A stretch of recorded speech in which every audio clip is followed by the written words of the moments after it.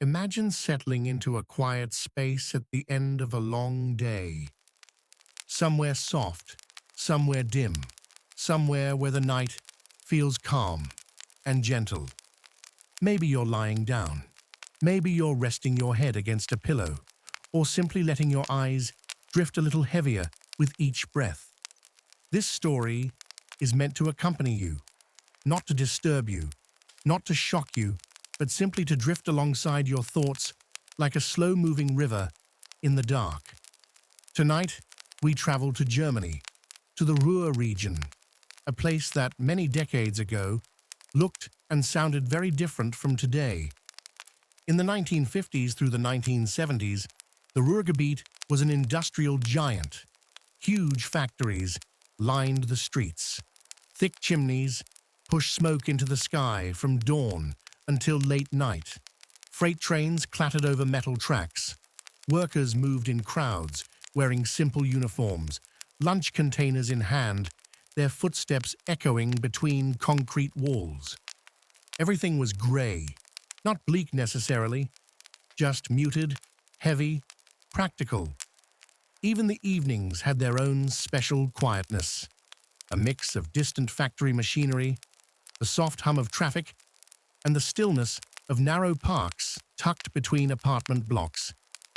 It is within this world, dusty, busy, yet strangely quiet, that the life of Joachim Kroll unfolded.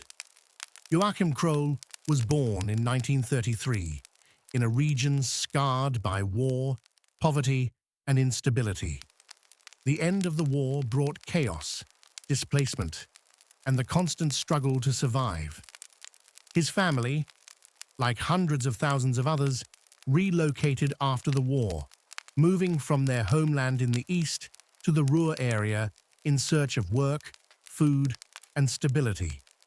These new beginnings were rarely comfortable. People lived in cramped apartments, sometimes sharing space with other families, and survival meant adapting quickly. Those who knew young Joachim often described him as different, quiet, shy, slow to understand. He kept to himself, rarely interacting with other children, often wandering alone. Teachers struggled to integrate him into school life. Reading was difficult for him. Writing was a challenge. Even basic social cues seemed to slip past him, like sounds fading into distant echoes. In a classroom full of children who had all experienced their own versions of loss and hardship, Joachim still stood out, not for misbehavior or energy, but for his stillness. He seemed, in many ways, disconnected from the world around him. As he grew older, school became an impossible mountain to climb. Eventually, he drifted into manual labor, simple jobs that required little communication. Factories welcomed quiet people who showed up on time, followed instructions, and worked without complaint. And Joachim did exactly that. He became the type of worker no one remembered at the end of the shift. Polite, silent, and invisible. Years passed like this. Slowly, routinely. He lived in plain apartments, furnished with just the basics: a bed, a small table, maybe a radio, maybe a few worn-out fabrics hanging in front of the windows. He didn't go to bars or social gatherings. He didn't travel. He didn't build friendships. He simply existed, day after day, unnoticed in the rhythm of the industrial world. But while Joachim lived quietly, something else began happening across the region. By the late 1950s, police departments in multiple Ruhr cities started noticing strange incidents. People went missing or were attacked under puzzling circumstances. The locations were scattered.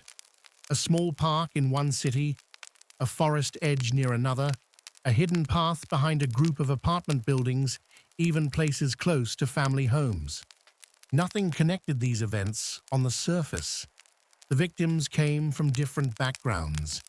The times varied. The places had no obvious link. And the Ruhr area, busy and chaotic, made things more complicated. Thousands of workers moved through the region every single day. Trains brought people in, buses carried people out, and the cities blended into one another, making it easy for strangers to move unnoticed. Back then, investigations relied on paper files, local knowledge, and luck. There were no nationwide digital systems, no advanced forensic techniques, no psychological profiling in the way we understand it today. As a result, many cases remained isolated fragments instead of becoming part of a bigger picture. And through all of this, Joachim Kroll continued to blend into the background, harmless, quiet, small, unnoticed.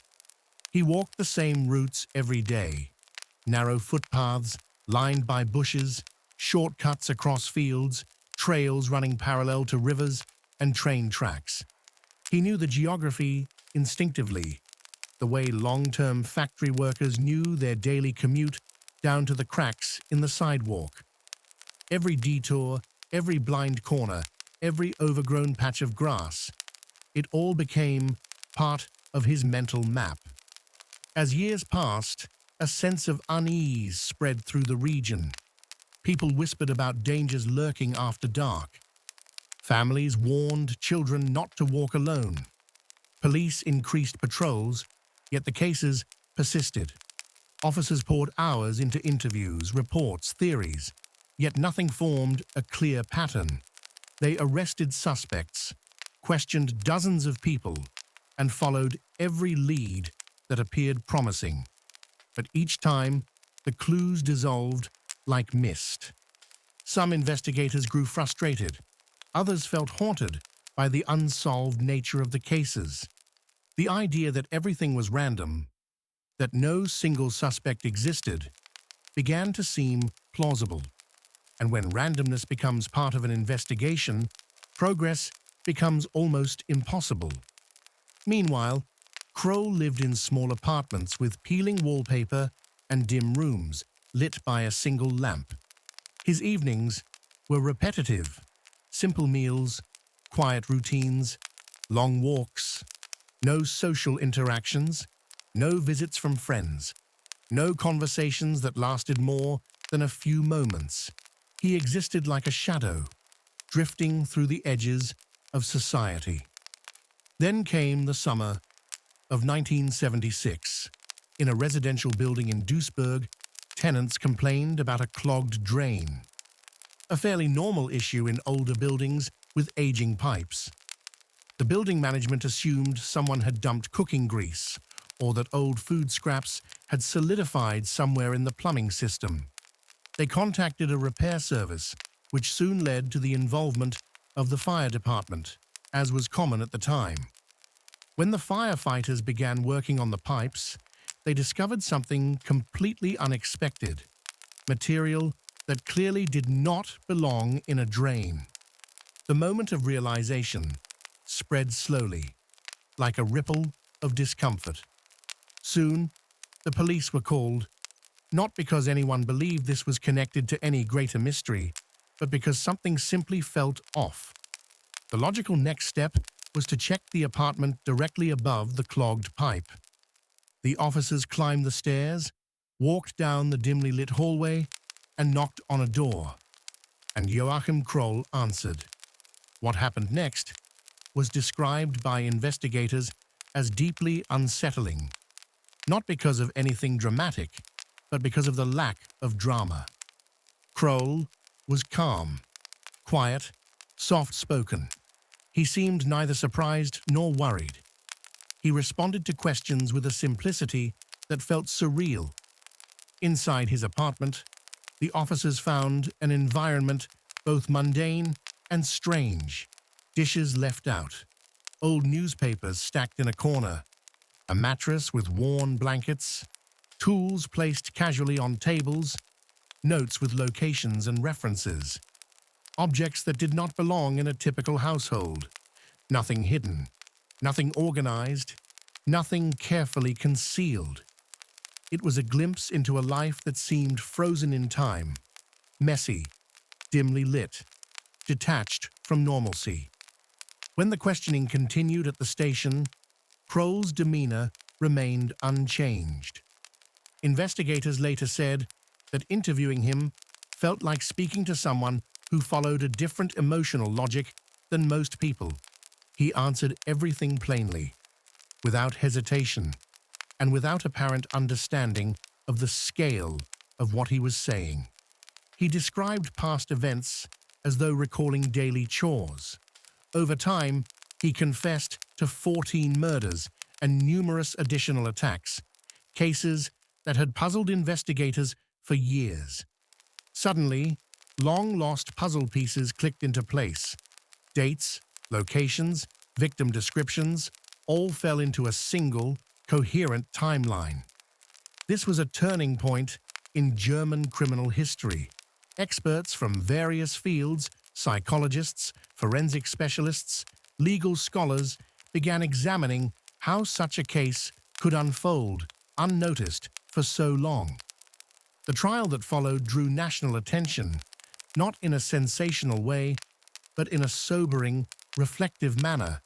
It forced society to confront topics that had previously been hidden in shadows: the role of mental disabilities in criminal responsibility, how law enforcement could be improved, how investigations needed to adapt to growing cities and dense populations.